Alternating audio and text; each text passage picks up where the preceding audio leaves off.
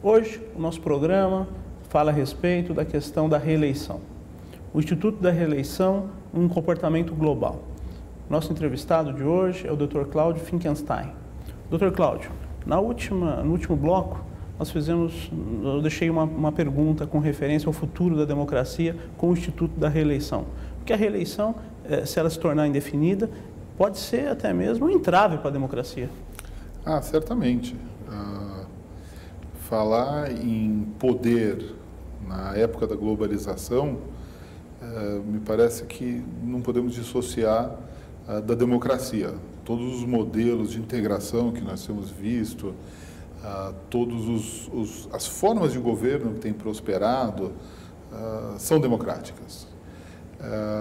Nós, falando da própria Venezuela, o Brasil vem colocando o óbice ao ingresso da Venezuela no Mercosul exatamente pela instabilidade da democracia venezuelana. Seria inconcebível nós pensarmos na União Europeia sem que houvesse uma prevalência da democracia, exatamente porque o que se busca em última análise em todos os processos de integração é uma redistribuição de direitos e deveres da totalidade daqueles sujeitos dos diversos direitos. E a gente só consegue preservar e assegurar um mínimo necessário de direitos dentro do sistema democrático, com todas as críticas que se faz à democracia. A democracia não é um sistema perfeito? Efetivamente não é um sistema perfeito. É um sistema, se nós pensarmos na democracia da Grécia Antiga e compararmos com a democracia de hoje... Ela evoluiu muito. Ela evoluiu muito, melhorando, ou seja, tomando como matriz o próprio ser humano, os direitos humanos que são assegurados pelo sistema democrático. A própria história da democracia com Clístenes e com Rousseau, né? Isso é patente, ou seja, que nós estamos num crescendo, eu não tenho a mínima dúvida. Mas isso pode ser uma regressão? Pode. Acho que essa é a questão principal, né? De novo, se a democracia não está regredindo. Certamente, sem entrar no mérito da pessoa. Vejam, existem sistemas que possibilitam a permanência de uma pessoa no controle do governo por anos. O sistema parlamentarista britânico possibilita que uma pessoa, e nós já temos mais de um exemplo de líderes, primeiros ministros, que ficaram no poder 10, 11, 12 anos. Mas é um sistema que se autorregula. Ou seja, no dia que ele não atende mais o interesse da população pela representatividade do House of Lords, essa pessoa sai. Sim. Instantaneamente. É instantâneo, Sim. Ou seja, colocou em pauta, decidiu, pronto, vamos indicar um novo primeiro-ministro. Ou seja, o controle dos poderes por si próprios, ele funciona muito melhor. São efetivos, porque a pessoa está sempre sob o crivo, literalmente, do povo. Exatamente. O que não acontece num sistema eletivo, né? Óbvio, você tem um mandato de 4 anos, salvo raríssimas exceções, você vai cumprir até o seu último dia. Raríssimas exceções, e de novo, na América Latina, nós temos Zelaya na Nicarágua, nós temos Collor aqui no Brasil, que foi um processo 100% democrático, legítimo. Sim. Aliás, diga-se de passagem, me parece que a democracia brasileira saiu extremamente fortalecida após o episódio do Collor.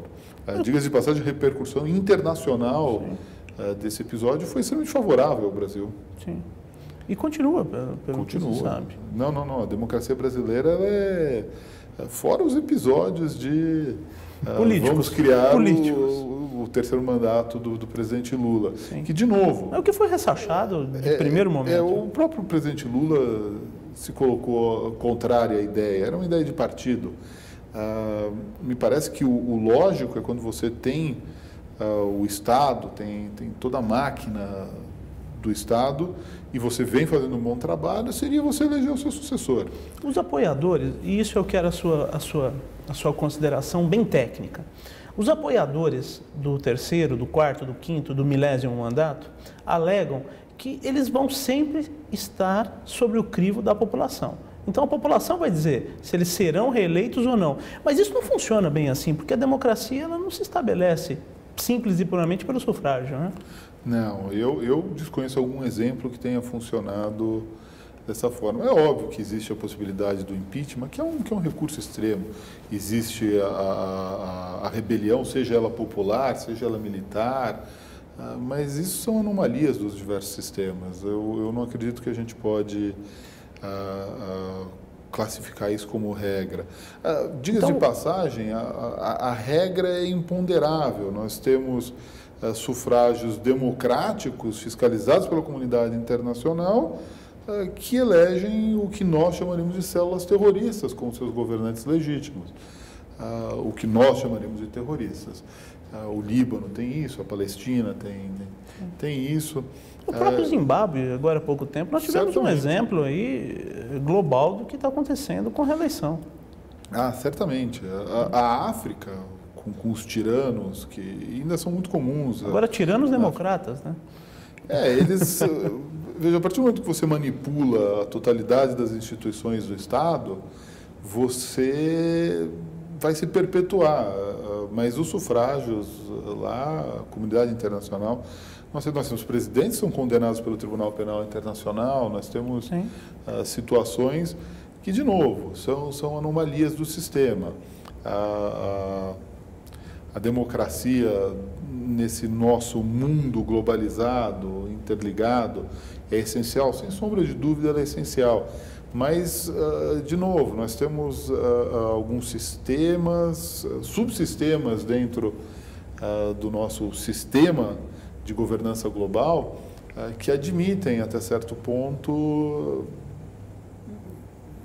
que a balança penda em favor de um sistema democrático, mas tirânico, na verdade. Seria a máquina, o governo, em prol do seu sucessor ou até mesmo do atual presidente. Certamente. A gente vê...